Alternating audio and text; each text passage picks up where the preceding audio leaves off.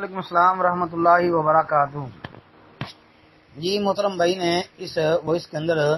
جو قسطوں کے حوالے سے پوچھا ہے اور نفع کی جو بات کی ہے، تو محترم بھائی اس میں دو چیزیں جو ہیں وہ واضح کر دینا چاہتا ہوں۔ پہلی بات یہ کہ ایک آدمی کچھ سامان بیچتا ہے، مثلا ایک چیز اس کو 100 روپے کی ملتی ہے اور وہ کسی گاہک کو 110 روپے کی 120 روپے کی دے دیتا ہے، یعنی 10-20 روپے وہ نفع لے لیتا ہے، تو ٹھیک ہے، جائز ہے، جتنا وہ سمجھتا ہے مناسب نفع تو وہ نفع رکھ کر چیز ہاتھوں ہاتھ نقد و نقد بیچ دے، یہ تو جائز اور درست ہے۔ انشاءاللہ اس میں تو کوئی حرج والی بات نہیں ہے اور نہ ہی اس میں ہمارے علم کے مطابق کوئی کسی قسم کا اختلاف ہے، یہ جائز نفع۔ جس طرح اس کی مثال اس طرح سمجھ لیں کہ ایک دکاندار جو ہے وہ 100 روپے کے درجن انڈے دیتا ہے اور اس کے اگر بات کی جائے تو وہ کہتا ہے بھائی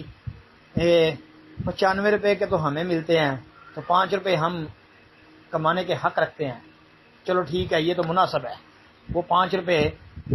نفع لے کے تو درجن انڈے بیچ دیتا ہے، یا اس طرح کوئی دال چینی چاول وغیرہ ہیں ان میں بھی ایسی صورت ہے، یہ نقد و نقد کی بات ہے۔ باقی رہ گئی بات قسطوں میں، تو بھائی قسطوں کے اندر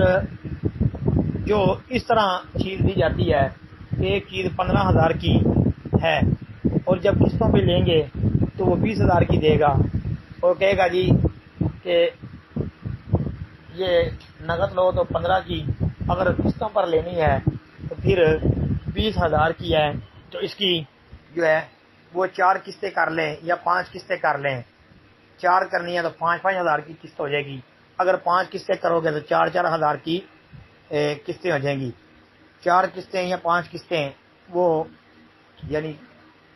بندہ ادا کر دے گا، یعنی 20,000 کی چیز۔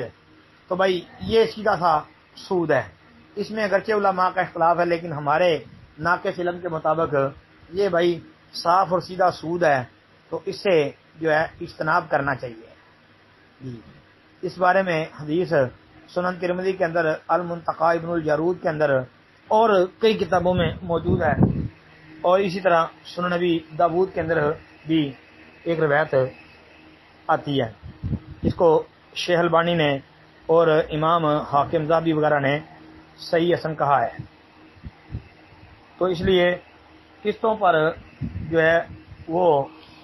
لین دین کرنا ہے تو قیمت اگر ایک ہو یعنی جو نقد ہے وہی اگر قسطوں میں ہو تو جائز اور درست، اور اگر قیمت جدا جدا ہو تو بھائی پھر وہ سود ہے،